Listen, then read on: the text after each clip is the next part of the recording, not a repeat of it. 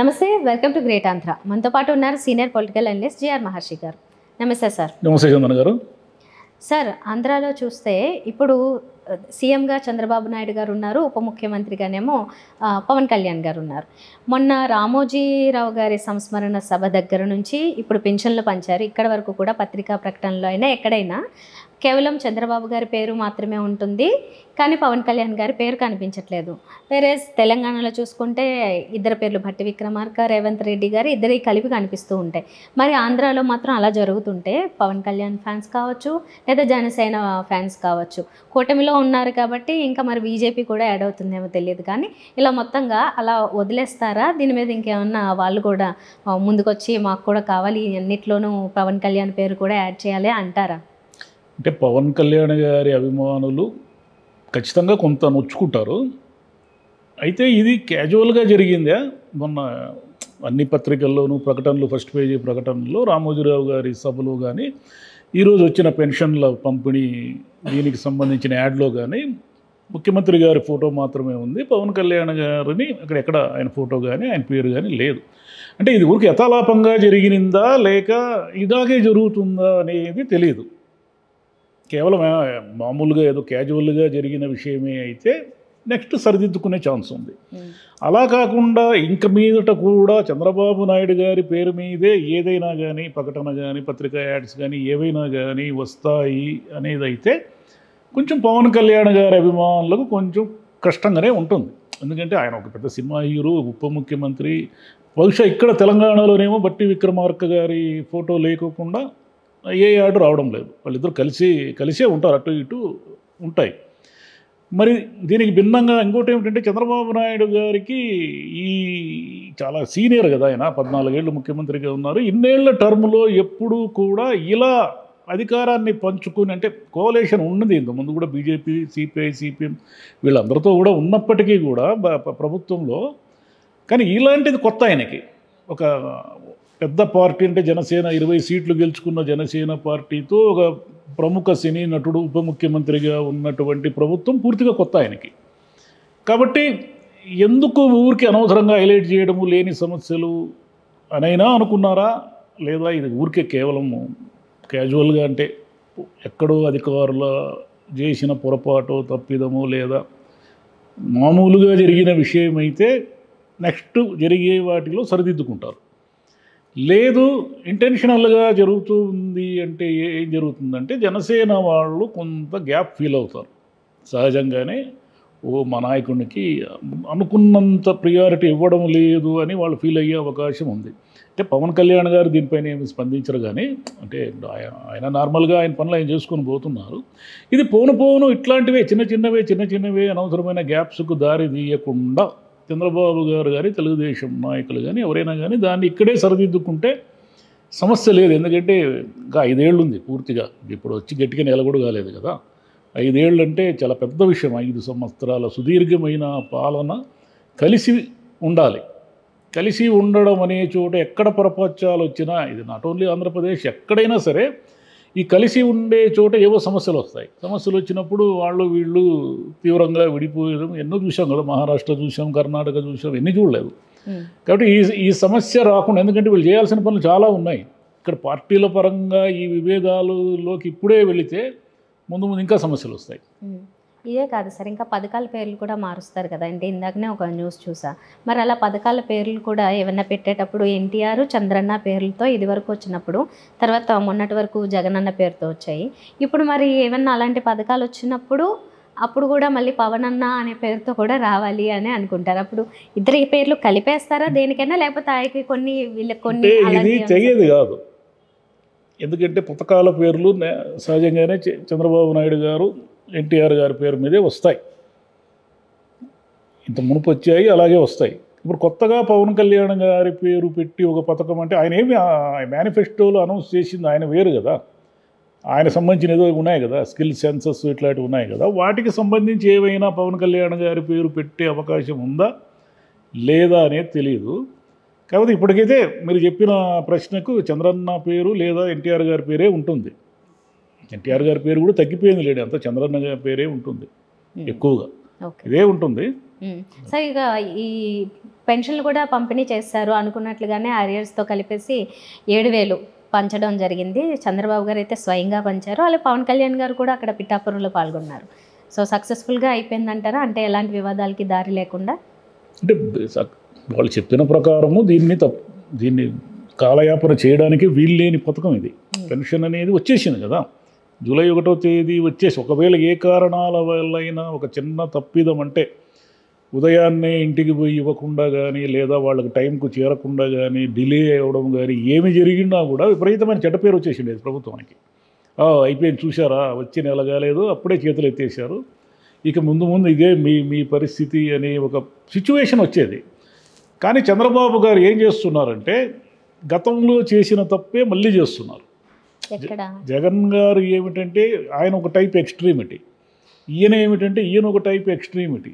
దీన్ని ఎక్కడో ఒక చోట సమన్వయం. ఎందుకంటే ఇక్కడ ఏం చెప్తున్నానంటే పెన్షన్లకు సంబంధించి జగన్ గారు అంత మునుపు వాళ్ళు ఏదో 3 రోజులు ఎంఆర్ఓ ఆఫీసులు అక్కడ ఇక్కడ తిరిగి ముసలోళ్ళు అవస్థలు పడి పెన్షన్ తెచ్చుకునేవాళ్ళు.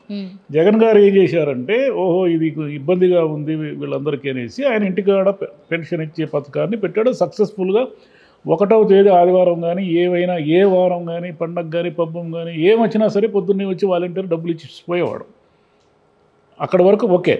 ఇప్పుడు చంద్రబాబు గారు అదే దాన్నే ఫాలో అయ్యారు, సచివాలయ సిబ్బంది పెట్టారు. కానీ జగన్ గారి హయాంలో ఏం జరిగిందంటే పూర్తిగా పార్టీకి సంబంధం లేకుండా జరిగింది. ఆ పార్టీ కార్యకర్తలు కానీ ఆ పార్టీ నాయకులు కానీ ఎవరు కూడా దానికి సంబంధం లేకుండా వాలంటీర్లు రావడము, వాళ్ళ పరిధిలోని ముసలి వాళ్ళకి ఇచ్చేసి వెళ్ళిపోవడం, ఇది జరిగింది.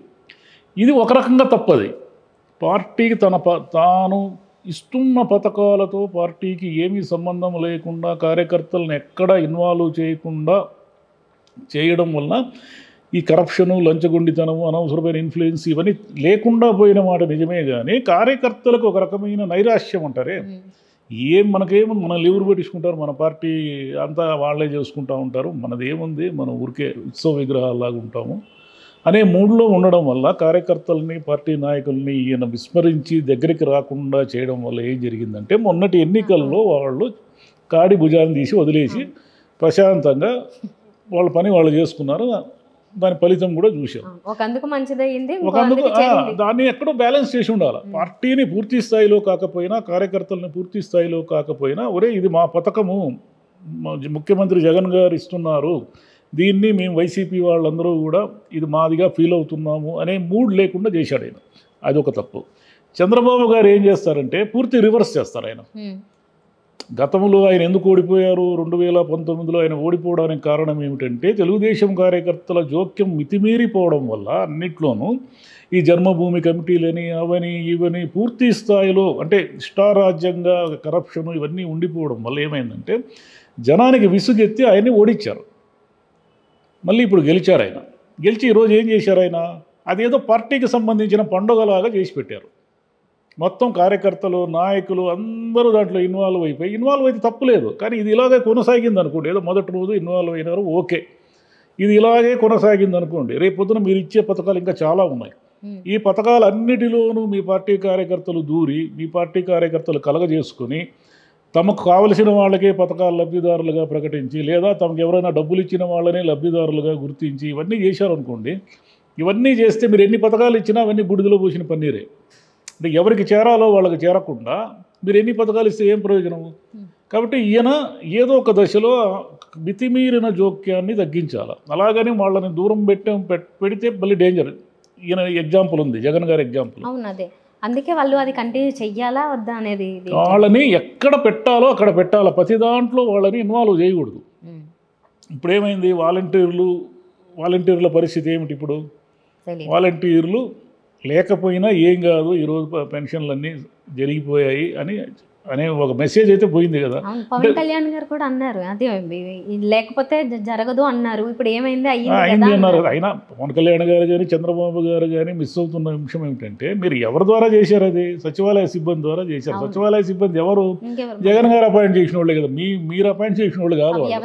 ఆయన ఉద్యోగాలు ఇవ్వడం వల్ల వాళ్ళు అంతమంది ఉన్నారు మీ చేతి కింద. ఇప్పుడు వాళ్ళు ఈరోజు పెన్షన్లు పంపిణీ చేశారు, సరే ఓకే, అక్కడ వరకు ఓకే. ఇంకేమిటంటే ఇంకొక విషయం ఏమిటంటే దీంట్లో మొత్తం రాష్ట్ర వ్యాప్తంగా మెజారిటీ చోట్ల ఇది ఒక తెలుగుదేశం పార్టీ ప్రోగ్రామ్గా జరిగిందే కానీ కూటమి అంటే ఉమ్మడిగా బీజేపీ వాళ్ళు కానీ జనసేన వాళ్ళు కానీ దీన్ని ఓన్ చేసుకున్నట్టుగా ఎక్కడ కనపడడం లేదు. కొన్ని పవన్ కళ్యాణ్ గారు పాల్గొన్న చోట, కొన్ని చోట్ల జనసేన ఎమ్మెల్యేలు ఉన్న చోట ఓకే, కానీ మిగతా చోట్ల టీడీపీ వాళ్ళు ఎమ్మెల్యేలుగా ఉన్న చోట జనసేన వాళ్ళు పెద్ద యాక్టివ్గా ఏం కనపడలేదు. అంటే ఇదేదో టీడీపీ వాళ్ళ ప్రోగ్రాంలే అన్నట్టుగా ఉన్నారా, లేదా ముందు ముందు అన్నిట్లో కలుస్తారా అనేది చూడాలి, వెయిట్ చూడాలి. ఇంకోటి, ఈ పెన్షన్లు అయితే సక్సెస్ఫుల్గా ఇచ్చారు, 7,000 రూపాయలు అవన్నీ ఇచ్చారు ఓకే, కానీ ఇక తర్వాత పథకాలకు సంబంధించి చంద్రబాబు గారు ఇప్పటివరకు ఏం మాట్లాడలేదు. ఈరోజు జరిగిన సభలో కూడా దాన్ని ఏమి ప్రస్తావించలేదు, గమనించండి.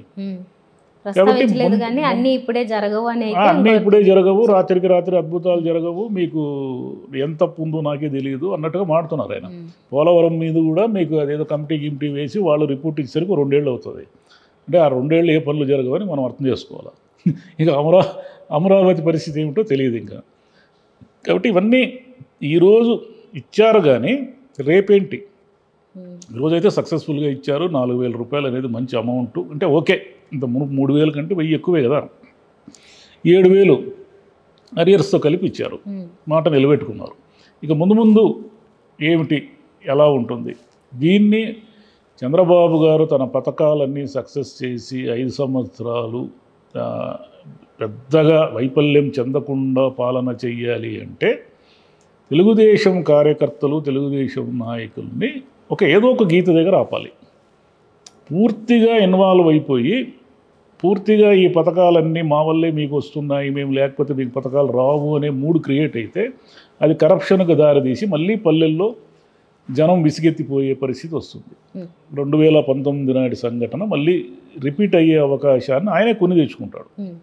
దీన్ని ఎక్కడో అంటే ఆయన అనుకోవచ్చు, ఎందుకంటే పార్టీ కష్టాల్లో ఉన్నప్పుడు కార్యకర్తలు వీళ్ళందరూ కూడా ఎన్నో శ్రమకు ఓర్చి భుజాన మీద మోసుకొని ఇంత చేశారు కదా, మరి వాళ్ళకి ఇప్పుడు నేను గుర్తింపు ఇవ్వకపోతే ఎలా అని కూడా ఆయన అనుకోవచ్చు.